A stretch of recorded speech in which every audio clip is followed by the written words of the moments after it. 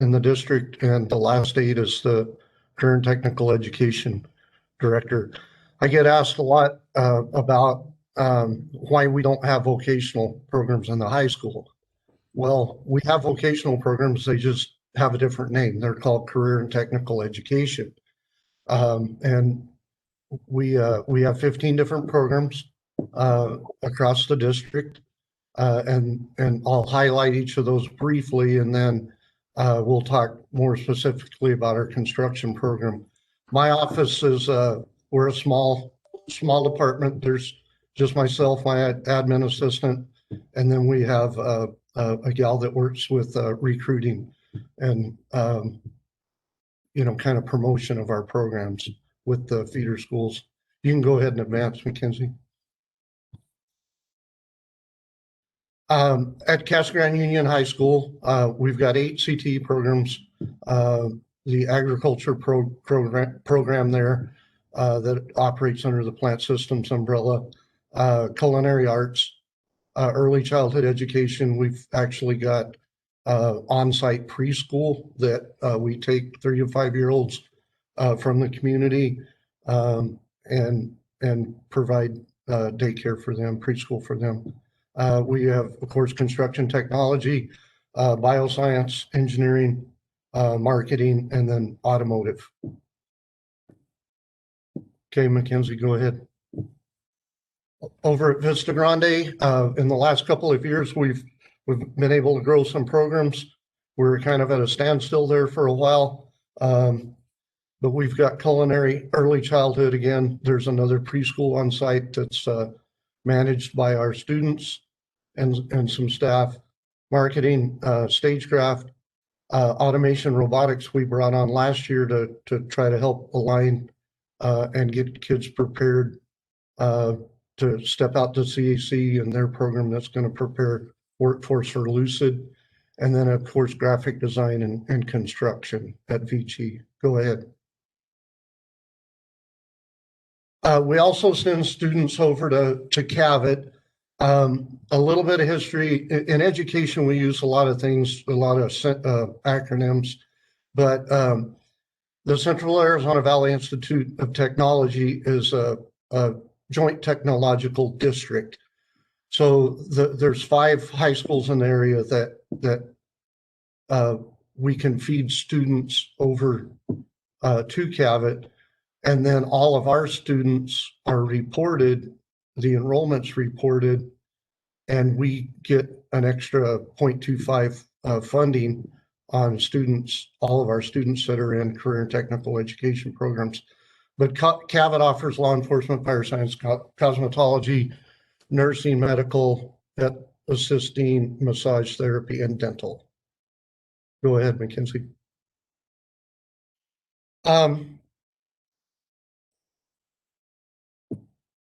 Back in about 2015, there were some legislation that cut close to $2 million from vocational or career and technical education funding. We worked to get that funding restored, and as part of that, the Senate Bill 1525 of 2016 requires that all of our CTE programs work towards some sort of industry recognized certification. So when kids complete a 3 or 4 year CTE program at the high school, then they have to test for their industry certification. And a large number of those students leave high school with an industry recognized certification. Here are just some examples. So we've got, in OSHA 10, you've got different divisions, construction, you've got the core, you've got healthcare. But there are some examples of some industry certs that our students obtain before they leave high school. Okay, Mackenzie. We worked last year with James and CAC, and we were excited that we were going to begin a partnership this fall of 2020 and try to start sending kids out for their welding program. We have some welding at the high school, but it's through the agriculture program, so they don't really obtain any sort of certification. So we worked with James, we got everything organized. We were going to begin with welding this fall, and then in 21 we were going to start to send kids out for their heavy equipment program. A participant has joined the meeting. Of course, we all know what happened last spring. COVID hit, and James and I worked all summer, and then it finally got to the point that we decided that we needed to put it off for a year.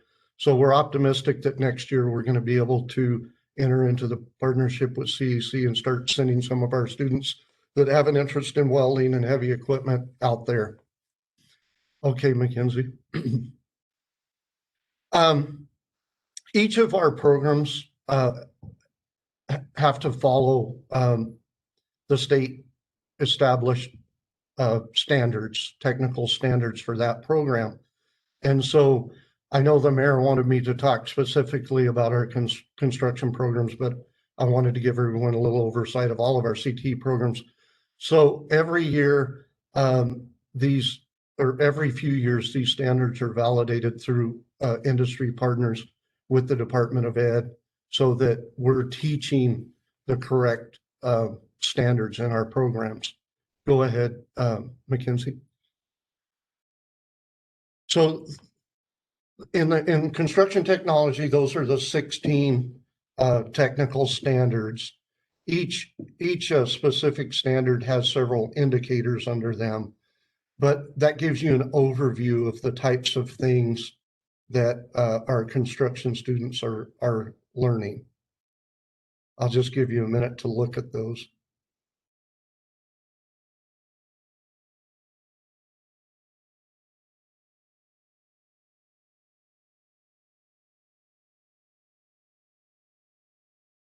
Okay, Mackenzie, let's go to the next one. I couldn't fit them all on one slide, so I just took a sample. So if we look at standard number 6, masonry work, there are 6 indicators under there. So these are the specific things that the students would be taught about masonry.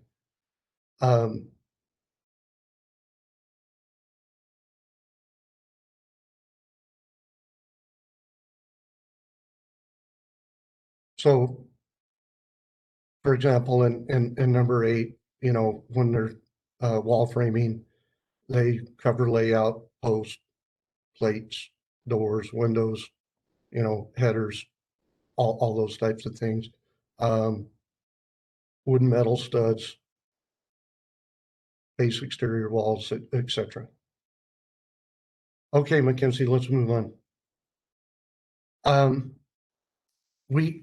Our construction programs are either a 3 to 4 year program. If a student elects to take a 4th year, they can. Casa Grande Union construction program has been in existence for as long as I've been here, and that's 33 years. So there was a change back in probably the mid 90s. Participant has left the meeting. Wood shop. And then, of course, those programs evolved into construction to address more of the construction, the trades, if you will. At Casa Grande Union High School, we've got about 125 students in that program. At VG, we've got 80 or so, but he's only in his 3rd year of that program. So we started with about 20 kids the first year. So that program's really taken a hold over at Vista. They have to follow the state mandated technical standards. They get hands-on experience, around campus doing various projects from concrete, masonry, drywall. And if you ever drive by Union, you probably see like those little tough sheds back there. The kids build those and sell those. We have students that work in internships. In other words, they go into the industry and they work for someone and apply the skills that they're learning in the classroom. And then the instructor up there, Mike Wagner, he's done a real good job with certification, and his students leave there with NCCR and OSHA 10 construction certifications. All right, Mackenzie. There's just some pictures of students actually working. So we do have vocational education. It's just like I said, it's under a different name. All right, Mackenzie. These are just some statistics about career and technical education. You know, the first one, CTE, has proven that it reduces dropout rates and increases on-time graduation in 11th and 12th graders. The second one there, the average graduation rate for students concentrating in, meaning 2 or more years in a CTE program, is 93% compared to a national average freshman graduation rate of 80%. And then, of course, we all know that students that take CTE courses and learn a trade or a skill, they're going to naturally earn higher wages throughout their lifetime. And I think, Mackenzie, is there one more? No, that is it, sir. Thank you. That's it. Well, thank you. Thank you for that, Stephen. And so next up now, we have the Central Arizona College. Oh, did you have something to say, Dr. Beebe? Well, yeah, I just wanted to mention, and first of all, Mackenzie, Mayor McFarland, thank you for the invitation and for allowing us to be a part of this conversation today. Just wanted to add to, not to add to this, to the career and technical education, but as a district, and I think Mayor McFarland spoke to this a little bit, we have a 2-year initiative going on with workforce development. And I think as a school district, we came to realize that we have some of the best and brightest students who could get into some of the finest colleges and universities in the country, who may choose to go into a 2-year program or some type of working relationship, or a 2-year, trade school that's going to lead them to a more lucrative career than they would ever have if they finished a 4-year college degree. And so we've embraced workforce development is a big part of our school district. And we just look forward to the continued collaborations with CAC, with Brewer, with the city, on how we can bring workforce development to reality and help our community. So thank you for letting us be here. Of course, and thank you guys. We really appreciate it. So next up, we have the Central Arizona College Skilled Trades and Workforce Development presentation. This is going to be by James Bush, their Director of Skilled Trade and Workforce Development. James, if you want to unmute yourself, you can go ahead and present. Well, good afternoon, everyone. I feel like after Steve's presentation, I probably don't need to go over Central Arizona College's stuff. He highlighted us pretty well there. Although I will say that, Steve, Mike Wagner, you guys run an incredible high school. You guys really do set the bar for high school career and technical education. I've brought many industry partners to see Mike Wagner's construction program. They're all very impressed. They've actually hired quite a few students right out of high school to go to work in the industry without even stopping off at CAC. Mike Wagner is actually a certified instructor for Central Arizona College. And students not only are able to get those industry certifications, but they are also have the option to get college credit and get, work their way through one of our stackable credentials. So that program out there is absolutely amazing. And again, I think all high schools should copy that formula that they have going over there. So kudos to you guys, CGU. So anyway, if you want to go to the next slide, I'm going to just talk a little bit about what Central Arizona College is doing.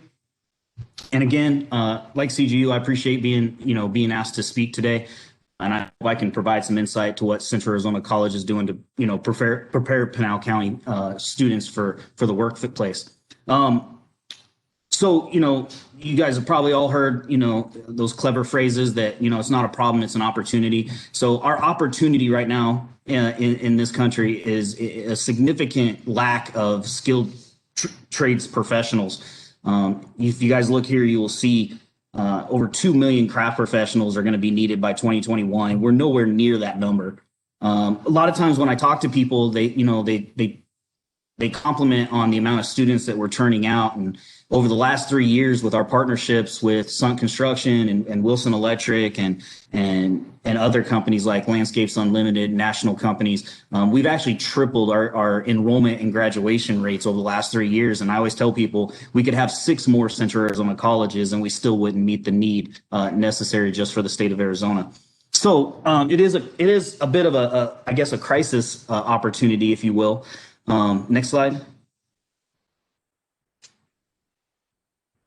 So really to sum up what Central Arizona College has found its success at is partnering with industry and letting industry drive the training rather than Central Arizona College trying to reinvent the wheel and come up with the better way to do it.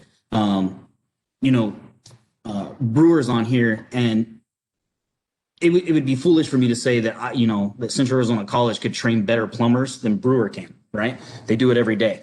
So what we decided is let's bring the experts in and let's really listen to them. In the past, that's not how partnerships with colleges worked. In the past, an industry would come in, they'd cut a nice check to the college would cash it, they'd come up with some kind of a program, the industry would go back to building whatever they build, and then in a few years, they couldn't figure out why they were disappointed in what they out of the deal, and the college couldn't understand why they were disappointed because they really didn't know what they needed. So what we've just done is, for lack of a better term, we just listened. Steve talked a little bit about the NCCR, the National Center of Construction Education and Research. That's been a huge part of the success at Central Arizona College, along with classes, OSHA 10, OSHA 30, and the stackable credential model that Jackie Elliott brought to Central Arizona College when she got here. Our partnerships are less like a partnership really in the traditional sense and more like a merging of 2 different companies. When you come to Central Arizona College, you'll see instructors and Sun employees or Wilson employees walking around, and you won't be able to tell the difference in who's an instructor and who actually works for Sun or Wilson because we've really merged those cultures that closely. So I think that really has a lot to do with the success that we've had. Next slide. And this is basically how we did it. This is the formula. The 4 C's, which is, this is all Jackie Elliott right here. The 4 C's: commitment, co-design, co-deliver, and constant engagement. The commitment is, rather than sitting down and doing a complex MOU to hold each party responsible for this or that, what we did was we did a memorandum of understanding. And what that really means is we took Wilson and Landscapes Unlimited, and they committed to fixing the skilled trades shortage and helping us do it. And that was really the commitment that was made. And then we sat down and designed each program with the industry partner. We didn't go back to our offices and design the program and then present it to them. Every aspect of every program is co-designed by an industry partner and Central Arizona College.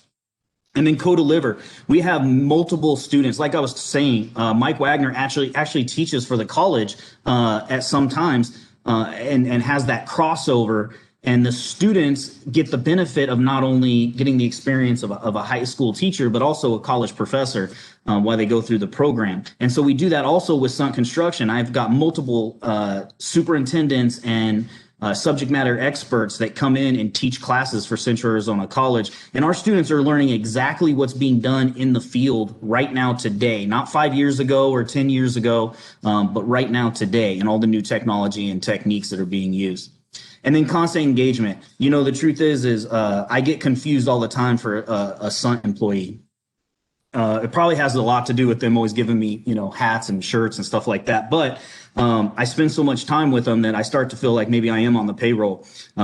Unfortunately, I'm not. But that's probably the biggest part of it. When a new company comes to me and says, like Lucid, for example, when Lucid came to CAC and said, we need trained professionals, I said, listen, the biggest contribution that you can make to the college is your time.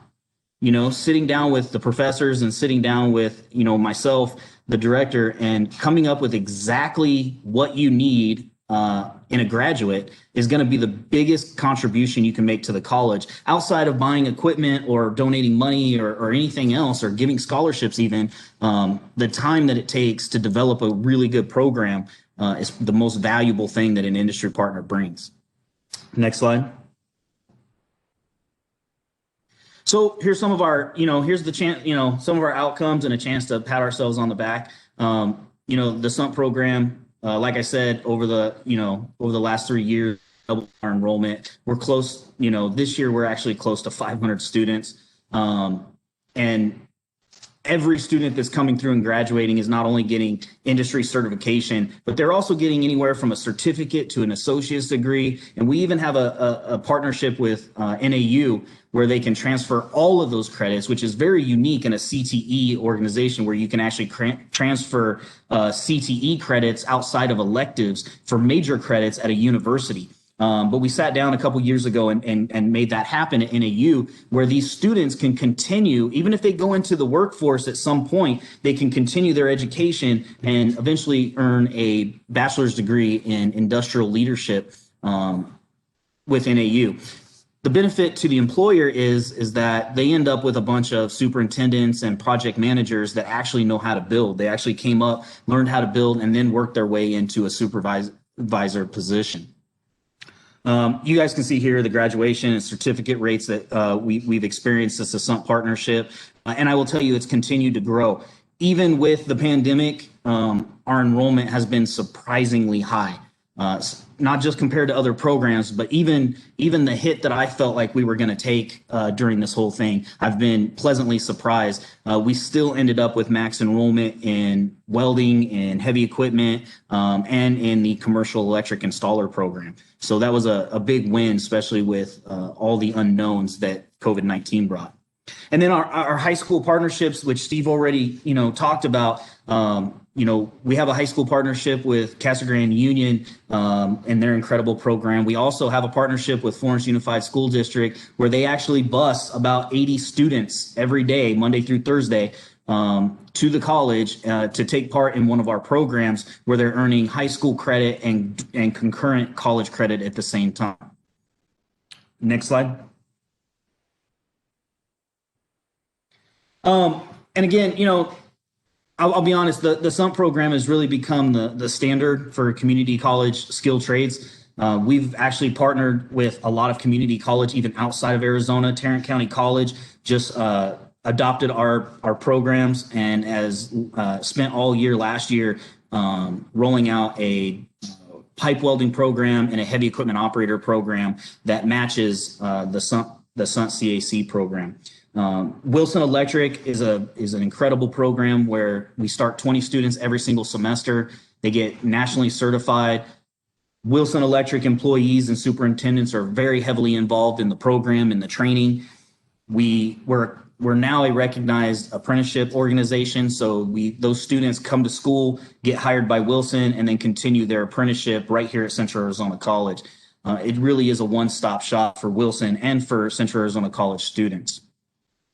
And I can go on and on. Empire Cat, right now our diesel technology program, every single student that we have is currently working in the industry itself. So that's a big ask on the employer side due to the fact that they have to give those students time to go to work or go to school and then still be able to get some type of work out of them. So we've had a lot of success with the program and we hope that it continues. We're definitely, anxious to get some of our high school programs off the ground with Casa Grande Union and continue these partnerships with local industry. Anyway, that's all I have. I tried to stay to that 10 minutes, but it was hard. Hey, I can feel you, man. That was awesome information. From an outsider perspective, I can definitely say it's great to hear that we have these things going on in Pinal County and Casa Grande, because if you're not intimately involved with them, you'd have no idea. So next up here, we have the Brewer Craftsman Academy. It's going to be presented by their VP of Construction, Steve Baum. If you want to go ahead and unmute yourself. The floor is yours, Steve. Yeah, thank you, Mackenzie, and thank you, Mayor McFarland, for having us. It's It's A participant an honor to has be left the in meeting. the Casa Grande and heavily involved in the collaboration with each of you, including James and Dr. Beebe and the like. We're excited to keep growing in Maricopa and Casa Grande. So thank you for that. First slide, please, Mackenzie. So the Brewer Craftsman Academy, we established the Brewer Craftsman Academy in 2018, November of 2018 to be exact. And it was to increase our labor to meet our market growth. How do we supply our builders with their demands? And that demand is really now. So your traditional, plumbing courses that you would go through in a 2-year program, we need plumbers now. So we developed our own curriculum and really focused on training into the specific phases. The specific phases around soil underground installation and top out drain waste vent and water supply distribution. So with those 2 programs, we have actually hired on full-time employees. It's a fast track plumbing system is what we've created. On the soil side, 3-month program with an 18-week apprenticeship that's out there in the field. And then on the top out side is a 4-month training program with an 18-week apprenticeship as well. So we've incurred the cost of hiring these people 40 hours a week, full-time employees, and we're teaching them how to plumb our way.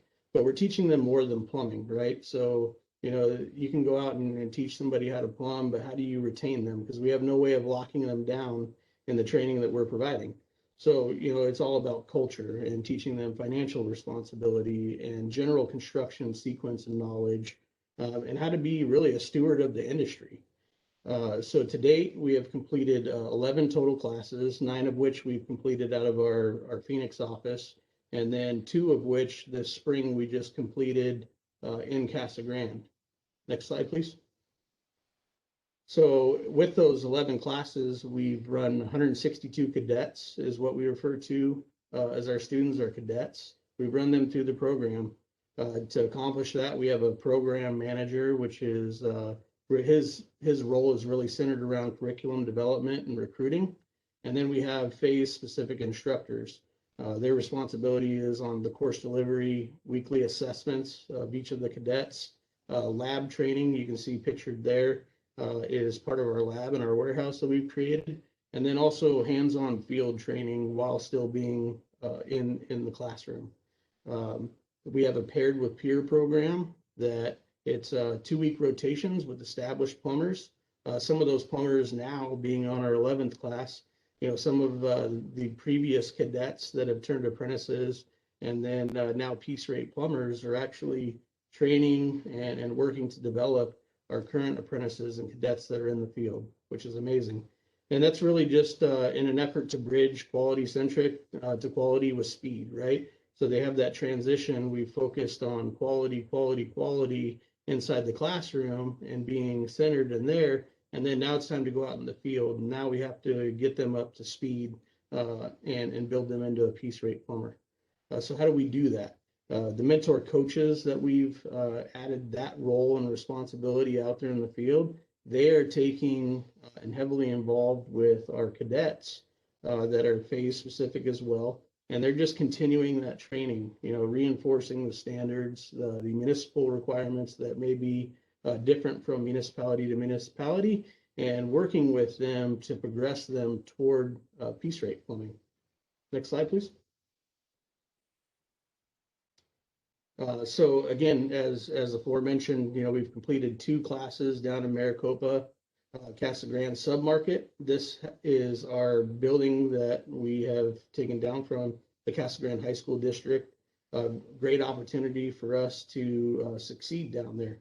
And we wanted to increase our viability to support our customers locally and keep those dollars local. As Mayor McFarland's, mentioned earlier, it is important to us. We have been in Maricopa and Casa Grande submarkets previously, and it didn't go well for us. And I think the main thing that we figured out is it's tough to get our Phoenix labor to go down there. So how do we breed our own labor locally down there to stay in support of our builders that are continuing to develop and buy land down in Casa Grande? So we repurposed the CTE building down there, and these are some of our props that we build out and train to in class. And then we also do the field training. So we ran 28 students through our 2 classes there. 10 were in the soil, 18 were in top out, and 90% of those students that we ran through that class were local students. We had 3 students that would drive up every single day from Tucson because they wanted to learn a trade. 25 of those students were from the Arizona City, Casa Grande, Coolidge, Florence, and Maricopa areas, right? So all in that sub-market, with a 73% graduation rate from those classes and 76% across all of our classes. Next slide, please. So, you know, we learn every single class. It seems like we improve. And, you know, I'm not going to lie that it was a little tough with our first class. And so how did we, our first class, we had 22 applicants for 22 positions that were available. And our last class that is turning out currently, we had 97 applicants for 18 positions. So how did we accomplish that? You know, we really worked hard and looked within ourselves and said, what is our targeted age group that we're looking for? You know, we're really looking for that 21 to 28 year old age range. And then we actually marketed through social media targeted to zip codes. So where is that demand? We can't, you know, audience the whole entire Phoenix area when we're trying to fill a Casa Grande class, right? So we really honed in on our social media targeted recruiting there, and then just learn to select the right people. You know, again, we go back to our core values of know it, live it, love it, and we have those core values that we want to uphold. And so that person has to be the right person, not just filling a seat. And then we've matured our curriculum, you know, with emphasis on documented standards for us as a company, and then more visual and hands-on training, lengthening our programs by a month. And then also we found higher success with the apprenticeship program, and that paired with peer, which has seen a higher retention, right, post-graduation. So with all those changes that we've come through in our development of 11 classes, you know, our graduation rate has decreased, but our retention rate has increased, which tells us that we're not holding on to people just for the sake of holding on to them. Again, they're assessed weekly, and we want them to meet and or exceed our standards. I think the key here is, you know, in the year and a half, almost 2 years that we've been going, 2 years actually today that we've been going on this program, we've had 10 of our previous graduates have reinvested in themselves and said, I'm going away from piece rate plumbing and I want to reinvest in myself, go back to that full-time hourly fast track plumbing because I want to learn that second phase. And I think that's amazing, you know, to have those people willing and really get behind and have the passion for the trades is awesome, you know. So that's all I've got.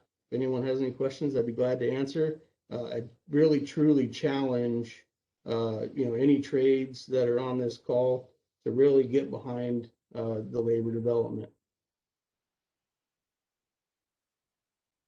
Awesome. Thank you for that, Steve. Like you said, if you have any questions, please post them in the chat. We've had a few already, and we might possibly have some time left over at the end of the event, and we'll go back through and we'll ask the presenters these questions at the end. So before we moved into the roundtable discussion, I know something that we wanted to have people do before you queue up your mic and decide you want to provide some input. If you wouldn't mind providing your name and the organization that you're here representing, so we kind of have an idea of where you're coming from.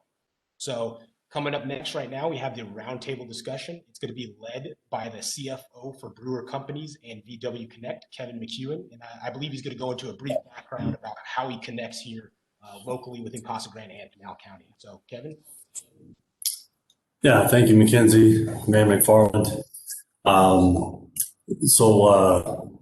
Why is Kevin McEwen leading a roundtable discussion, right? So as Mackenzie mentioned, I do have a direct connection to the trades with those organizations that I work with directly. But in addition to that, I'm a native of Casa Grande. I say I was born and raised here. I guess technically I was born in a hospital in Mesa, but I was raised my entire youth and young adult life here in Casa Grande. I'm a graduate of Casa Grande Union High School from 1988. And my parents still live here in town. So Myself, my wife, some combination of my 5 kids, we find ourselves back in the community on a monthly, every other month basis to visit. And so still feel very connected, and been grateful for the way in which it's aligned, as it turns out, with the brewer companies in particular, and how those intentions have merged in a way that I think has been beneficial for everyone, and that Steve just presented. I've been asked to kind of moderate a discussion amongst this group. And for your consideration, I might offer it as kind of an opening conversation, one in which it's appropriate to speculate a little bit and wonder about what possibilities might exist, though maybe we're not already in those actions, but all the while being respectful of real situations and mechanics that also could constitute a constraint for us. In so doing, we're looking to help the city of Casa Grande make an assessment about what actions they're in, what outcomes they've already produced, what actions they intend to produce, and to help them know if they're on the right track, and ultimately to try to help them build a future workforce for the large amount of construction that's about to take place over the coming years with local talent and workforce that lives here and resides here. And so I would ask as a request, as we respond to some of the questions that we have to kind of stage the conversation, that wherever possible, you try to maybe couch or connect your comments to the city's intentions. Like, how does that work through? And then in addition to the request that McKinsey made with your name and organization, for those that are part of the trade base representing subcontractors, we'd also encourage you to maybe offer what scope of construction services you offer, and where your kind of base of operations is. So that said, maybe start just a little bit narrow, and then we'll broaden it out, but very interested. Are there any subcontractors on the call today that are currently building in the broader Casa Grande marketplace, or kind of that broader submarket that Steve Baum mentioned? If so, we'd love to hear from you. Again, maybe help us understand what scope of work you have, how you're currently sourcing skilled labor for projects, if it's sufficient, and then speak a little bit to what possibilities you've heard today between what the high school is producing, what CAC is doing to partner, and what the brewers give an example of. So we'd love to hear from any subcontractors currently working in the Casa Grande market.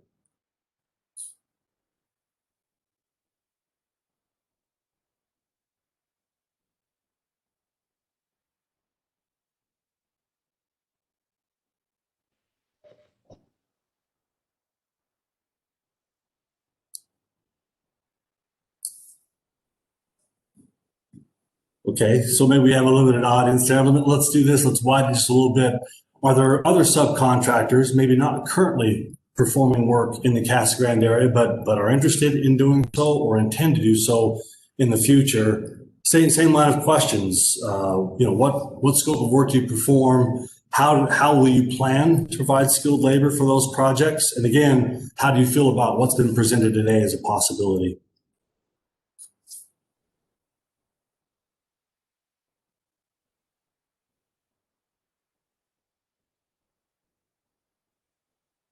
It's like we're maybe a bit too narrow.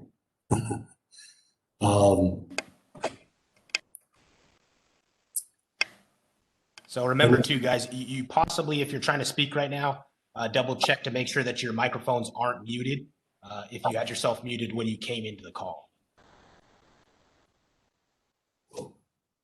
Yeah.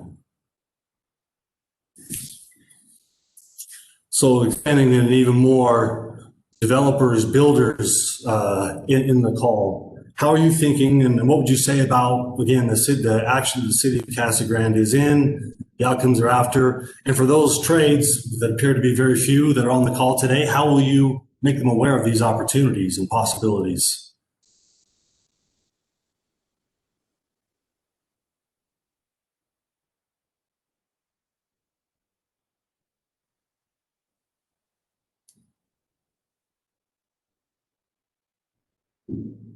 Okay.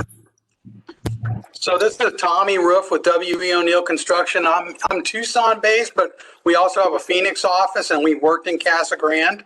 I think this is an excellent avenue to spread the word farther. It's pretty exciting to see what you guys are doing in the greater Casa Grande area as far as trade education and encouraging people to get in the trades.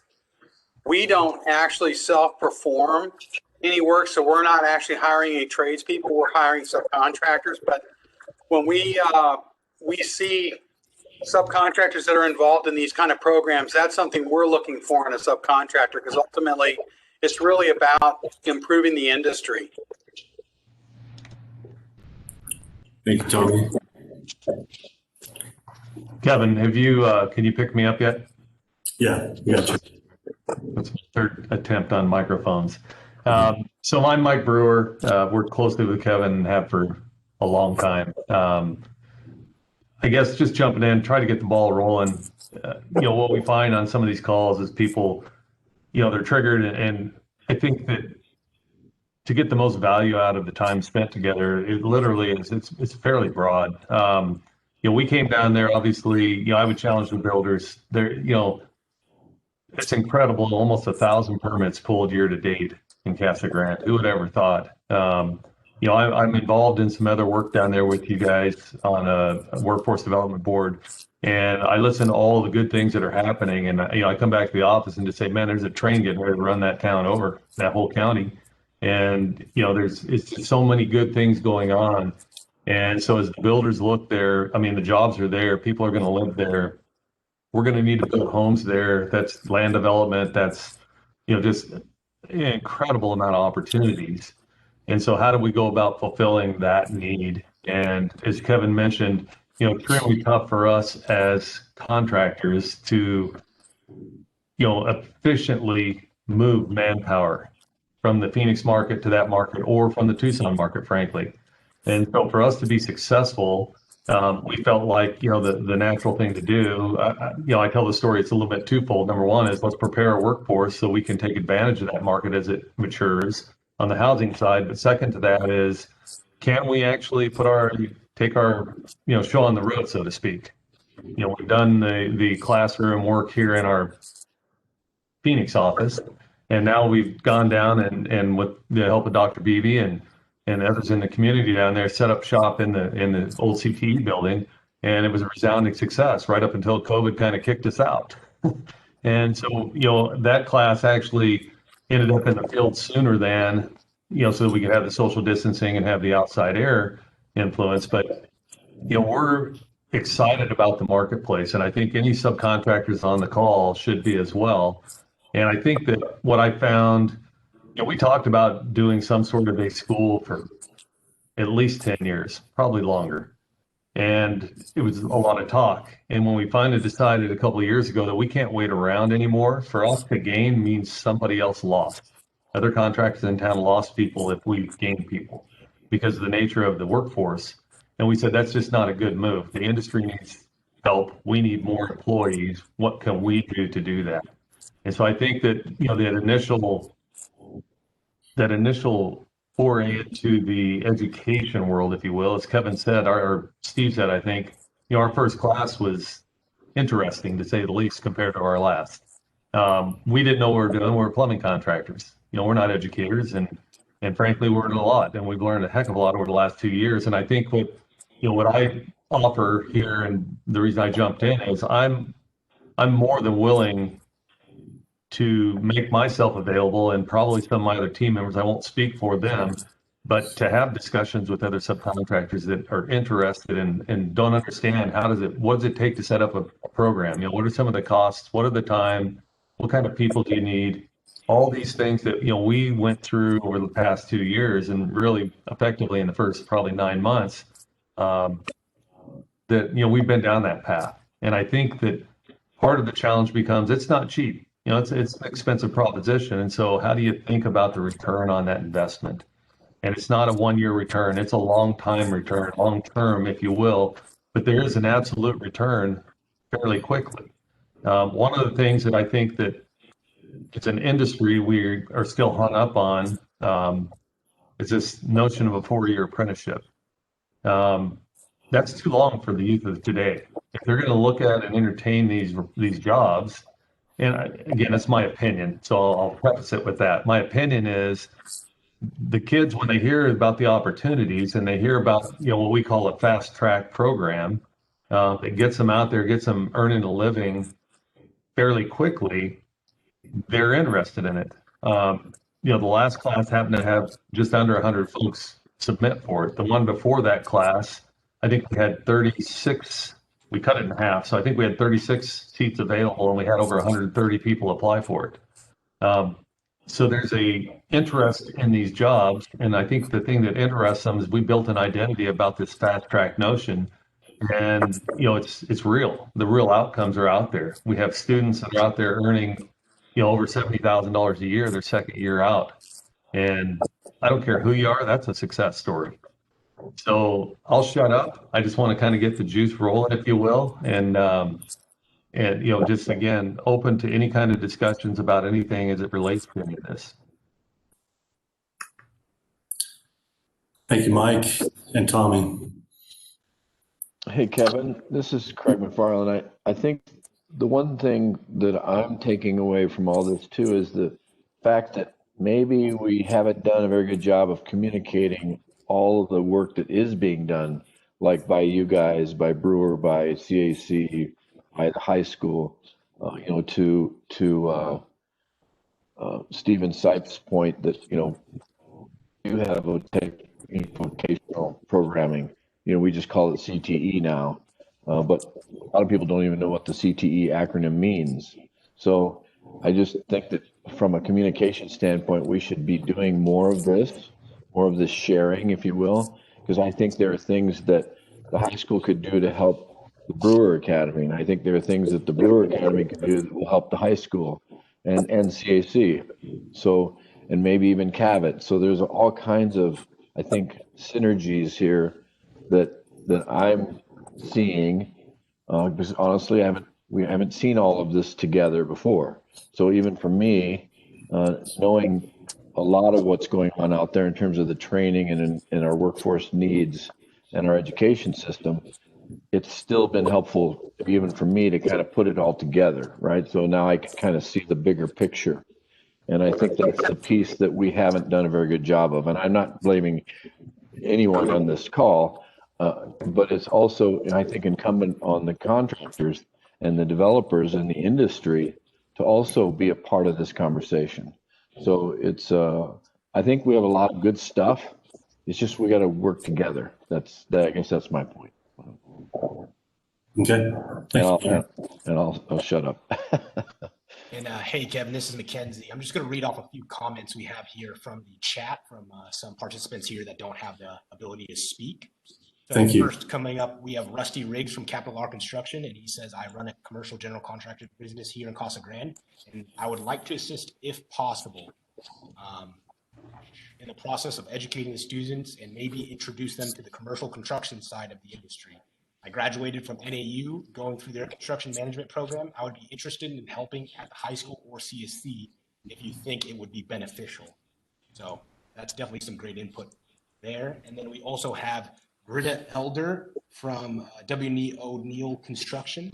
And they said they're interested as well in the opportunities available by donating training through the high schools and CAC. They're a general contractor, and fortunately she lives here in Casa Grande. It works between both offices.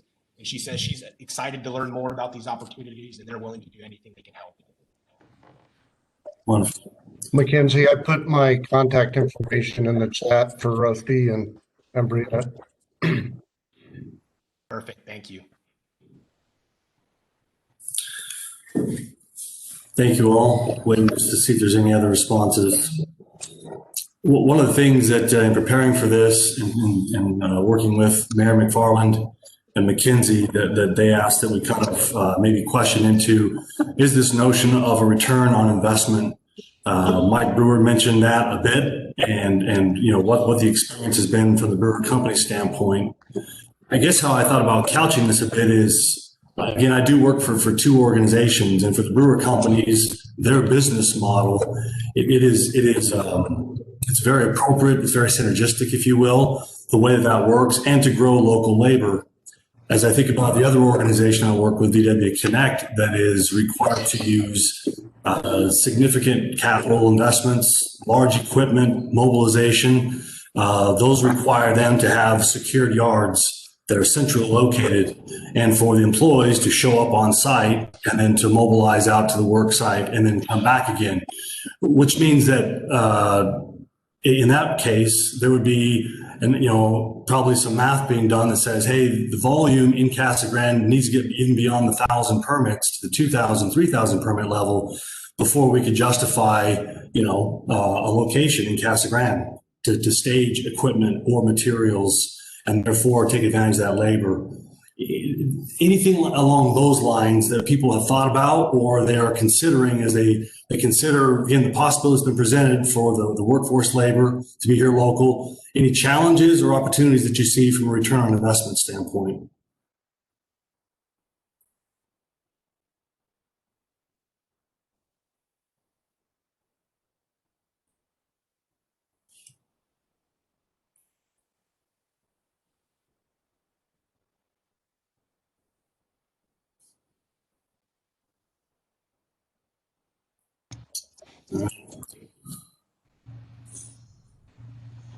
Yes, McKinsey will give us comments as they come in. Then the other just kind of broad question I thought I'd ask. I mean, let's consider ourselves for everyone as a community, as developers, builders, contractors, educators, etc. What additional action can we be in to promote the building of trade labor and to entice them to stay local where possible?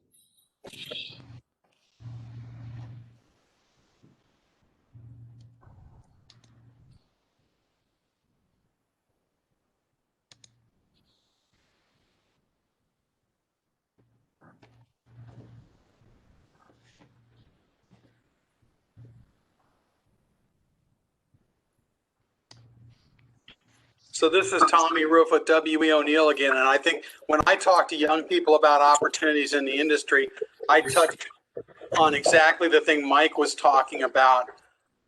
You can make $50,000 a year in a couple of years. With O'Neill, our superintendents make as much as $100,000 a year.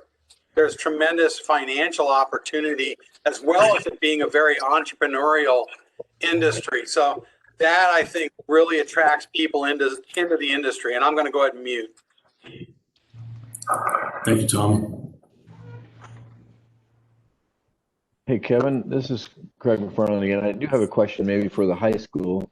How do we get the young people interested in the trades? How do we communicate that to them? I know that they have the CTE program, the construction technology. But how do we get that information out to the young people, maybe even as a freshman, before they get bored with school, so to speak? This is Stephen Sipes. We do a variety of different things. I was able to bring a halftime position into CTE last year to address just that topic, and that is basically recruitment. What we started doing last year is we reached out to all of the feeder schools, and we created ambassadors from each of the CTE programs. So 2 students from each of the CTE programs, and we kind of trained them, gave them talking points. And what we did is we scheduled meetings, if you will, or presentations to the 8th grade students at the middle schools. And we took our student ambassadors to the middle schools. They were able to set up displays and talk to the 8th graders about the different program offerings that we have available at the high school. Well, we got through our 3 feeder schools here, and we did get to go to Stanfield, but then COVID happened, and we didn't get to go to the 2 Arizona City middle schools. What we're talking about doing this year, amidst a pandemic, is we're going to do the same type of thing, but it's going to be virtual. We're going to take those student ambassadors. We're going to give them talking points. We're going to create short 3 to 5 minute YouTube video, and then we can share those videos with the other school districts, and then they can show those to the students, because I don't foresee anytime soon as that we're going to be able to take our students to go meet with a group of 100 other students. So we try to distribute as much promotional material as we can. You know, I've got masks with career and technical education on them. And so those go to, you know, we try to give those to key people, and got little stress balls in the shape of graduation caps that have our CTE logo and things and district logo on them. So, you know, of course, and then we have the normal word of mouth. I mean, I can't tell you how many siblings I had of students that had my program. And then before I left the classroom, of course, I was starting to get children of former students. So we're trying to promote CTE the best we can. And right now in the pandemic, that's not going to be very easy. But we do know that social media is going to be our avenue. Mayor, this is Steve Beebe. What I might add, and thank you, Steve Sipes, for all of that. The other thing I might add, to me, the thing that we can do is to get our industry partners into our classrooms to talk to our kids. That's the biggest thing that we can do. When you get in, when a Mike Brewer or Kevin McEwen or, you know, somebody comes in and talks to our kids about real life, you know, and the kind of careers and money that can be made. I think it's unfortunate that in our world, in our country, we've discouraged kids from doing jobs that are now very much in need, that skilled labor. We discourage kids from doing that. We've tried to tell everybody, kids, you need to go to college. And now we have this high need for skilled labor and such lucrative jobs that a kid won't be in debt. They'll have a great career, you know, make $100,000 a year, and life will be good. And anyway, so I think one of the biggest things is getting people into our classrooms to talk to our kids. Every year we've tried to do a career palooza where we do just that, and we bring industry people in. Unfortunately, because of COVID, I don't know if we'll be able to pull something off in a virtual format, but we certainly, even during COVID right now, we're in our high school district, we have kids coming every other day. We could still get a guest speaker in front of our kids. And that's what they need to hear. They need to hear the practical experience and the career.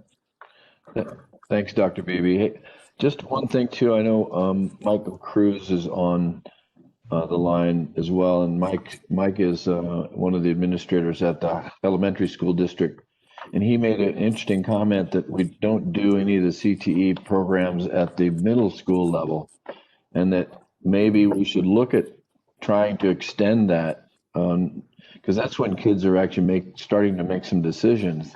And if we can get them interested even at that younger age, there may be an opportunity for us to expand it once they get to high school. So it might be something to collaborate with the middle schools. I know you said you were going out and talking to them, that's a great start as well. Mayor, there's one other component that as well. Some of our CTE programs do not allow for freshmen. And that's a state thing because they don't fund freshmen. We have a required class at the high school level it's called Freshman Success, and every freshman is required to take that, and they work on study skills and transition and so on and so forth. And one of the things that the lady that works with me on this recruitment, she has really ramped up our career awareness curriculum for the freshman success programs. And we have individual presentations from each of our CTE programs that go into the freshman success classes, and they learn about that program and all of the things that they do within that program. So, you know, we're making the effort. I agree with you 100% that it would be nice to bring some of the CTE offerings back to junior high. I know years ago they had some shop classes and things. There were a couple of questions early on in the chat about CTE. If I could address those, are you okay with that, Mayor? Sure. Yeah, go ahead. I do have an update too on this virtual career, so don't let me forget to share that with everybody. Go ahead, Stephen. There were a couple of questions. One, I believe, was, let me see if I can find it. They wanted to know what percentage of our high school students were involved in CTE. Has left the meeting. And that we run about 50% of our student population. Has left the meeting. So there's 36, I believe, around 3,600 students in the district, and we service in CTE about 1,800. Now, we've taken a hit this year because of COVID. We've had a lot of students, 40% of our students chose to do online learning. And so we took a hit this year on our CTE numbers. The other question was what percent actually go into the workforce or into the trades after graduation. And I'm looking at our 2019 performance measures from the State Department, and we had a 76% placement rate on our CTE graduates. Now, what that means is that the student can either go to college and continue in that field that they completed at school. So let's say they were an agriculture completer, then they go on to college and they're studying agriculture. They can go into the military, or they can actually go to the workforce in that particular program. And I think that answers the CTE questions that were in the chat. Thank you. So do you mind if I jump back in? I might be able to help a little bit. So I mentioned earlier, I have a passion for this. It's where I spend the majority of my time. It's about the industry. It's not about my business as much. And we're in discussions currently. In fact, I made a connection yesterday with Richard Wilkie and the program manager for Build Your Future Arizona. And I think about this as it's really three different prongs, three approaches. One is the subcontractors. It's obvious we all need additional employees to be able to keep up with demand. The second being the builders, whether they're home builders or on the residential side or GCs on the commercial side. And then, as much as I hate to say it, this call's full of people, but government. And I think that we developed the Build Your Future Arizona platform, just completed our first full year with it. And I think that what it provides is it fills the gap. It's a place that people can go and see. They can look at what jobs are available. They can look at the earning potentials. They can do it in the privacy of their own home. Mom and dad can do it. I still say, and I appreciate Dr. Beatty's narrative there about the college education. I'm going to post into the chat room a link to, there was an article in the Wall Street Journal yesterday, headlined, "Is this the end of college as we know it?" And they interviewed a couple of people that had been through the system, a lot of debt, highly educated, and they frankly said if they had it to do again, or they're talking to their kids, they would definitely consider careers in the trades of some sort. And it's not that it's better. There's not any one thing better than the other. It's that, unfortunately, the trades have done a really lousy job of marketing themselves. Left the meeting. And so where education has just done a heck of a job for the last 40 years of marketing the education, the value of an education, us as trades have just continued to pull people out of, that didn't go to college and pulled them into the trades, just a natural progression. And that kind of went away starting 10 years ago in the downturn. It was a national downturn. There was no opportunities for anyone to come into the trades. And when you cut that spigot, if you will, from high school into the trades for 2 to 3 years, let's say, it just never really got fired back up. And so this is just a program, and we would love to have, I personally, so I was the chair of that committee until today. I just handed it over, the steering committee for Build Your Future. I still sit on the committee, but I'm no longer the lead on it. But, we started this conversation back in, I think, February, and I say we, being Casa Grande as a community would love to be the first community partner that signs up to support the program. I think there's some conversation needs to take place about what is that, because it doesn't exist today. You know, how does that look and feel? Because what we really want is not, I mean, we'd love to have Casa Grande and, you know, your town hall logos, all those things on it. But the bigger thing is, how do we get local contractors? And again, you're going to hear me say, you know, that's great. People are going into these other CTE agriculture. I don't care. I'm about contracting. That's what matters to me. But how do we get people to come into the contracting piece of it and consider a career in those contracting roles that frankly are, you know, the future of that community, that entire county? And I don't want to be exclusive to that. Obviously, you got a lot of agriculture that goes on down there, but that's an existing product that's in place. This is something new coming to town, so to speak. And I think that there's a huge opportunity. It's called Build Your Future Arizona, not Build Your Future Phoenix, although it is Phoenix-centric currently. And so, you know, as we continue down this path, I think that if you go look at it from an educator's perspective and say, gee, you know, how can we publicize this site, if you will, because it's about the future. It just gives them something that they can orient to from the time, frankly, since they're in 7th, 8th grade. That's what we're really talking about. Some of it is that they can start looking at that. It actually has a path to how do you end up owning your own company? How do you end up being a president of an organization? And gee, you got to start somewhere. And there's 3-pronged approach. One's 4-year degrees, one's community college, and one's right into the workforce, right out of high school and apprenticeship programs. And so that's all outlined in it. And again, I'm not on the call to push that, but from what I was hearing is there's this huge gap on information for people that may be interested. And there's no sense reinventing the wheel if it already exists. So I'll put that link in there as well. You guys can check it out. I know there's going to be ongoing conversations. Again, it's really about the local contractors and those local markets getting involved. You know, the GCs, you guys are looking for workforce, get involved. There's opportunities to invest in this thing. Fundamentally, it was a 3-year program trying to raise $3 million to invest in this message.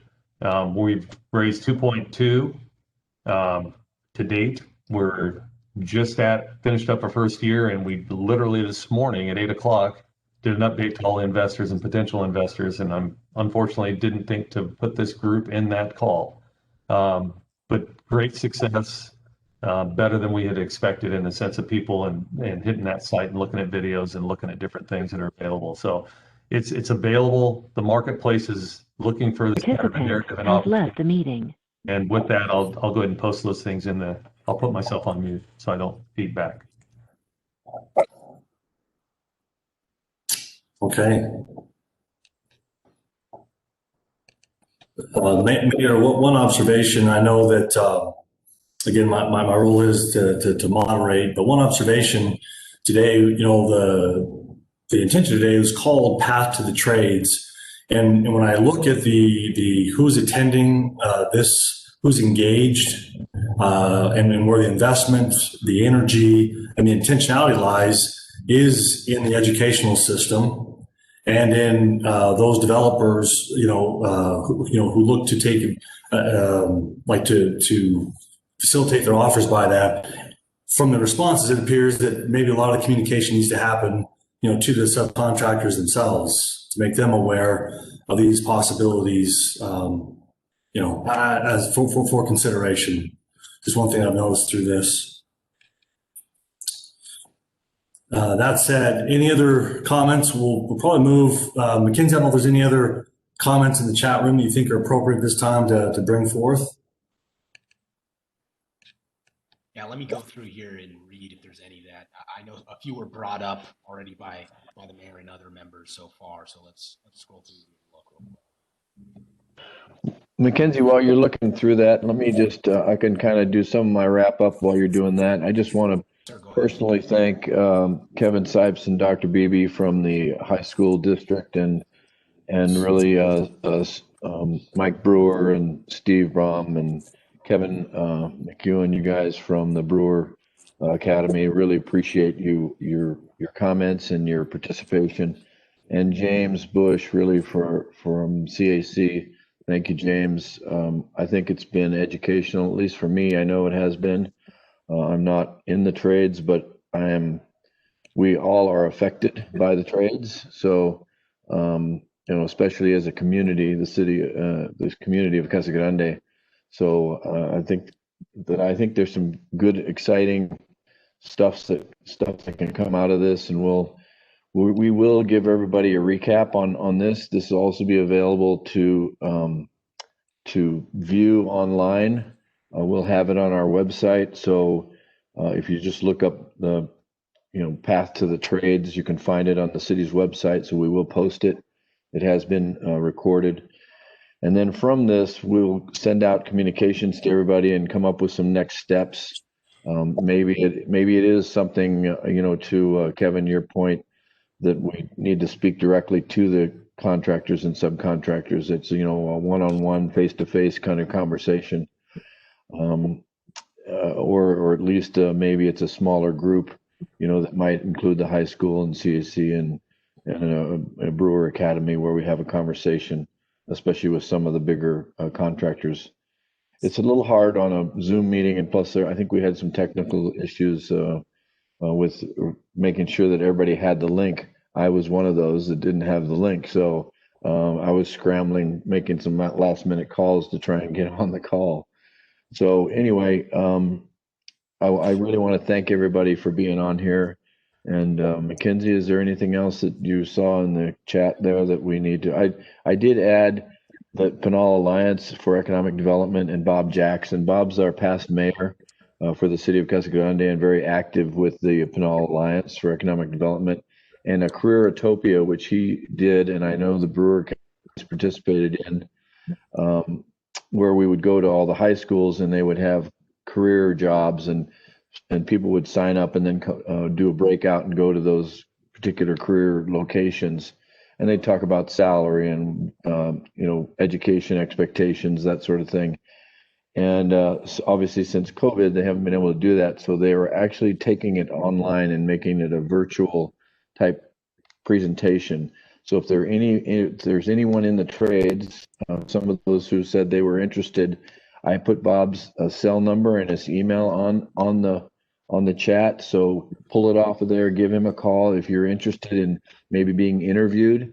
He's doing video interviews, and then they'll be posted on a program called WOBA, WHOBA. It's an app that you download, and then you look up the site, and it would be Pinal Career Expo. That's what you would look up, and then you could see all the different trades. And he'll take as many people as those who want to sign up and participate. So if you have a passion to do that and are willing, please give Bob a call. Sorry, I talked right over you, Mackenzie. Is there anything else that was going to Hey, no worries, Mayor. And based on what I'm seeing, no, all the comments have already been addressed. The only one I see is a comment from James Sewer, who's essentially advocating for the work that Mike Wagner's doing, the CAC, the high schools, and again, echoing on what everyone said today, there seems to be some sort of lack of communication between all of these groups. And if we can keep having conversations like this, right, I think that's what's going to be what we need to do to, bring the contractors and subcontractors to these programs, because it seems like they're willing to provide the internships and possibly some investments as well. So, yeah, I totally agree. With that being said, guys, we want to thank you guys all for showing up today. Thank you again for putting up with some of the technical difficulties in the beginning with the screeching ear noises and things like that from the reverb of people not muting their mics. And hopefully if we have something like this again in the future, we'll be reaching out to you guys when the time comes. Thank you. Thank you. Thank you all. Thank you, everybody. A participant has left the meeting. A participant has left the meeting.